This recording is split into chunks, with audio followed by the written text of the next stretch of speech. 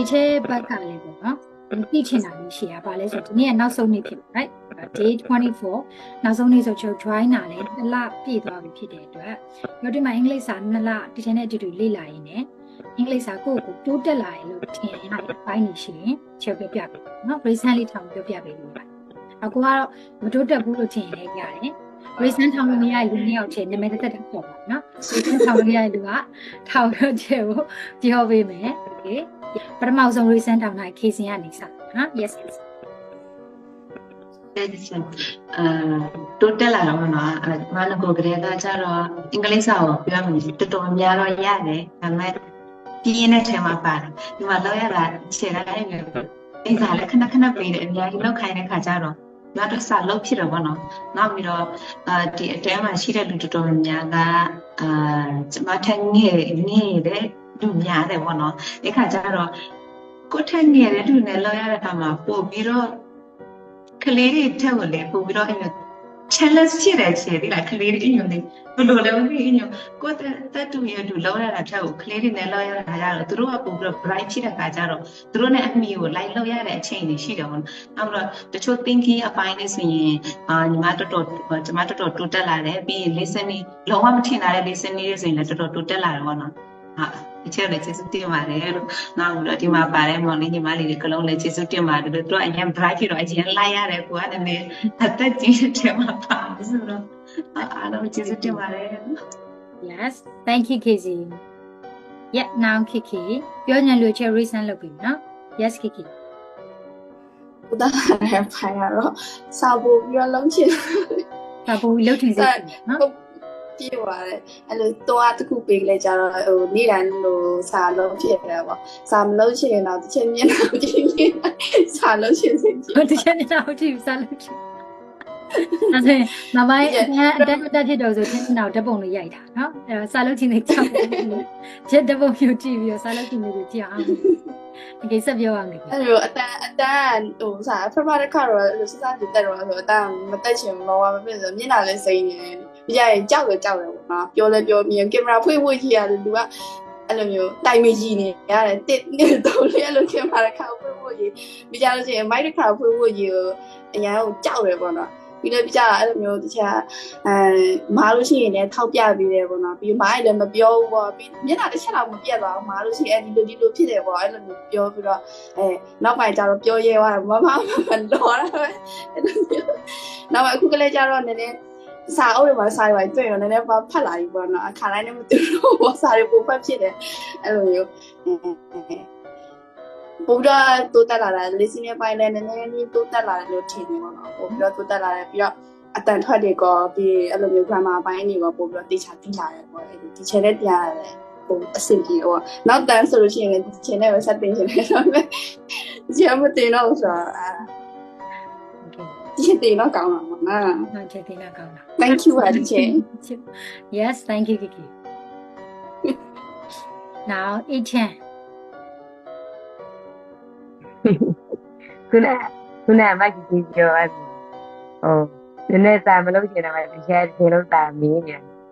မလုပ်လို့မရဘူးအများနဲ့လုပ်နေအဲ့ကျ okay ရတဲ့စာမင်းနေတော့ yes ကျောင်းပြန်တဲ့ဟိုတော့သမီးထင်တာအခုက reading နဲ့ listening ပိုင်းပို့လို့တိုးတက်လိုက်သူကအစရ grammar အားနေတော့အဲ့လို grammar လားမဟုတ်ခု grammar thank you very much listening ပိုင်းပို့ပြီးတိုးတက်လာနော်ဟုတ် yeah thank you Chen thank you now တန့်စင်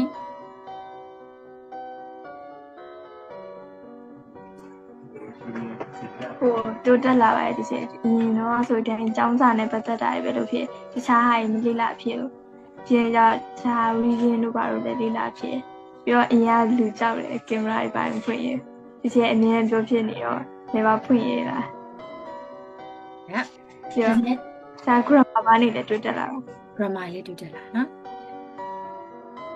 thank you တန့်စင်အဲ့လူကြောက်တဲ့ကိစ္စလေးချေတော့ဒီမှာတစ်ချိန်ကအဲ့ကြောက်တဲ့စိတ်ကိုဖျောက်ပေးလိုက်တာနော်အဲ့ဖျောက်ပေးလိုက်ဆိုတော့တချို့လုံးကြောက်တော့မှမဟုတ်ဘူးဒီမှာ2လလောက်ပဲတူတူလေးလာဟုတ်2လတော့တွေ့မှလူကြိုက်တဲ့စိတ်ကနည်းနည်းလေးပြေသွားရဆိုဆက်ပြီးတော့အဲ့အချိန်တိုင်းလေးခတ်သွားပြီးတော့နော်လူကြောက်တဲ့ဟာလုံးဝ ပျောက်သွားအောင်ချုပ်လေ့ကျင့်ရကင်မရာများများဖွင့်ပြီးပြောတာနော် yeah okay now Nanji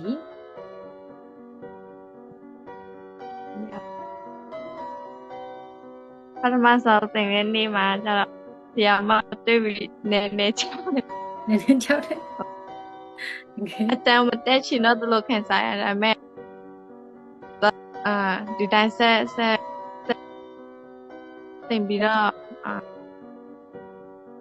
ကောင်းလာတယ်ပေါ့နော်ဒါပေမဲ့ပထမဆုံးထော့ဆိုတီချာအဲ့ဒါပေးထားတော့ဘယ်လိုလုပ်ရမလဲမသိတော့ဘူးတဲ့လောက်စားပြီးတစ်ခါမှလည်းမလောက်တော့လေဟုတ်ဒါပေမဲ့လောက်စားတော့လေဟောအဲ့လောက်ပဲ အဲ့လောက်ကြီးမခက်ဘူးဆိုတော့တိright အဲ့လောက်ကြောက်စ အဲ့ ရာ လောက်ကြီးမခဲ့ဘူးဟုတ် listening ပိုင်းလည်းတက်လာသလိုခံစားရတယ်ပေါ့နော်ရှင် grammar ပိုင်းလည်းကောင်းလာတယ်ထော့ဆိုအကြတော့အဲ့ဒါတိုက်ကောင်းတယ်ပေါ့နော်သမီးအတွက် တိတ်ကနော်တိတ်ကများများလောက်ရမယ် ဟုတ်ကဲ့ yeah thank you Nanji ကျွန်တော် Nanji ဆိုရင်က day 1နဲ့ကြောက်တယ်နော်ဇက်တက်ချင်စိတ်မရှိတော့လောက်တဲ့ဒီဖြစ်သွားတယ်ကြောက်တဲ့အတွက်ဘာလို့ဆိုအင်္ဂလိပ်စာကိုသင်တန်းရလဲတက်တာအခုမှပထမအောင်ဆုံးဟုတ်တယ်မလားပြီးတော့ဒီချိန်က day 1 day 2လောက်မှသိရမလားရုပ်တည်နေဆိုတော့ဒါပေမဲ့နောက်ဆုံးချိန်ထိလက်မလျှော့ဘဲနဲ့အခုတက်လိုက်တော့အင်္ဂလိပ်စာကိုလေ့လာပျော်ဖို့ကောင်းသွားတယ်လို့ထင်ရတယ် right ညကြောင်လို့ချေဘယ်ဟာမဆိုအလျှော့မပေးပဲနောက်ဆုံးထိလုပ်တင်နေဆိုအဲ့ဒါဥပမာနော် ဒီချိုကျေးဇူးတင်ရမယ် yeah ကျေးဇူးတင်ပါတယ်နောက်ဆုံးလေးထိတက်ပြီနော် okay now ဆန်းကို 对的， yeah 不带着我非常喜欢的天， confidence 这点朋友，比较都把你分落了，把你补了地方，就是这个难讲。 yeah thank you ဆန်းကို yeah David 然后33年တက်တော့အိမ်သာပြေးလို့ရှိရင်တစ်ခါမလုပ်ချင်အဲ့ဒါဆိုပြီးရတော့ကိုကလည်းအများကြီးလည်းတိရတိရဒါမှအဲ့လိုလက်တွေ့သုံးတဲ့နေရာမှာကျတော့မသုံးတဲ့အားကြောင့်ဆိုပြီးအဲ့ဒီဆရာမအိမ်သာပြေးလို့ရှိရင်အိမ်သာမလုပ်ချင်ဒါပေမဲ့တပြေးနဲ့တင်းနဲ့အဲ့လိုတိတာတပြေးပို့တိတာပြေးလာရင်လည်းမအဲ့ဒါနောက်ပိုင်းကျအိမ်သာလုပ်ချင်တဲ့စိတ်ဖြစ်သွား နောက်ပြီးတော့ဒီမှာကောင်းတာတကူကအဲ့ဒီ speaking pattern တွေပေါ့အဲ့ဒါတွေကြောင့်နည်းနည်းပို့ပြီးတော့ရှင်းသွားတယ်ကျေးဇူးများကြီး yeah thank you David thank you teacher yeah now Kelly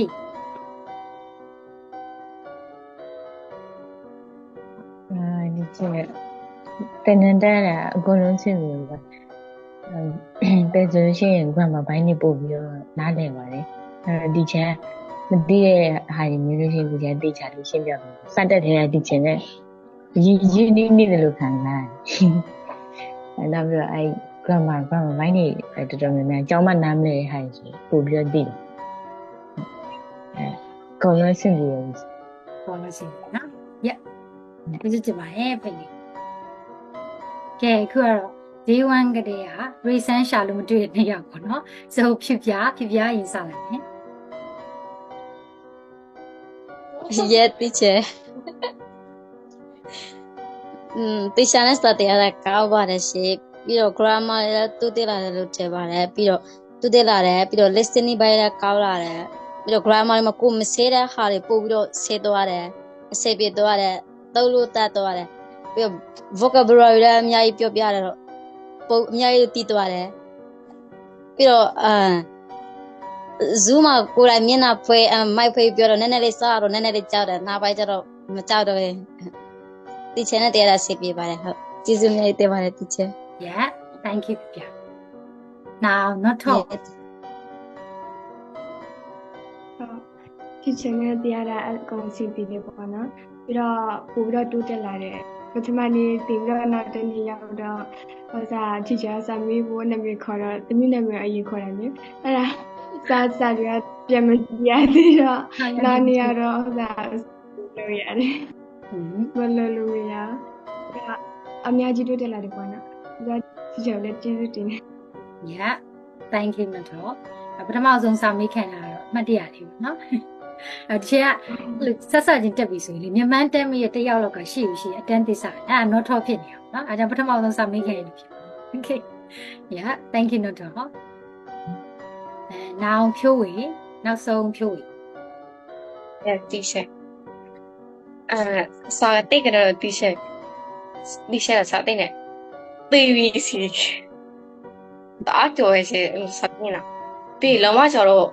ခုနကတည်းကဆန်းနေအောင်ဆိုစာကလည်းအရင်တည်းဆိုပြောမရ teacher အခု teacher မှာတရားတိုင်ပြီးတော့အဲ့နည်းနည်းပေါ့ကိုနားမလဲနည်းနည်းပေါ့နားလည်လေး teacher နည်းနည်းပါနားလေလားနော် yeah thank you ဒီပါရှင် alright everyone so နောက်ဆုံးနေ့ 2024 နော် day 24မှာအကုန်လုံးစီရတယ်လို့မျိုးတယောက်ချင်းစီတိုင်း improve ဖြစ်လာတယ်စာလေးလာတယ်လည်းမပြင်းတော့ဘဲနဲ့အဆင်ပြေလာတယ်စာလို့ချင်းစိတ်တွေပေါက်လာတဲ့အချိန်ကြာလို့ရှိရင်ရန်ဝမ်းတာပါတယ်နော် okay ဒါပေမဲ့လည်းကျွန်တော်နောက်ထပ်လည်းသင်ဖို့အခွင့်အရေးရှိတာပဲဖြစ်ဖြစ်မရှိတာပဲဖြစ်ဖြစ်အင်္ဂလိပ်စာတော့ကိုယ်လေ့လာနေရမှာ right အင်္ဂလိပ်စာအမြဲလေ့လာနေရအဲ့တော့အခါကျရင်ကျွန်တော်အင်္ဂလိပ်စာလေ့လာရင်းနေလေဒီရန်ပင်မလာပြီးတော့ဘာတစ်ချက်ကိုယ်လည်း English learner တယောက်ပဲရင်းတော့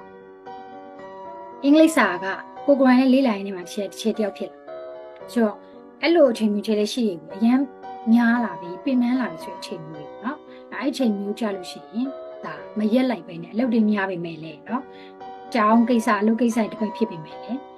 မရက်လိုက်ပဲရှုံးမပေးလိုက်ပဲဆက်ပြီးလေ့လာကြပါလို့ချက်ပြောချင်ပါ okay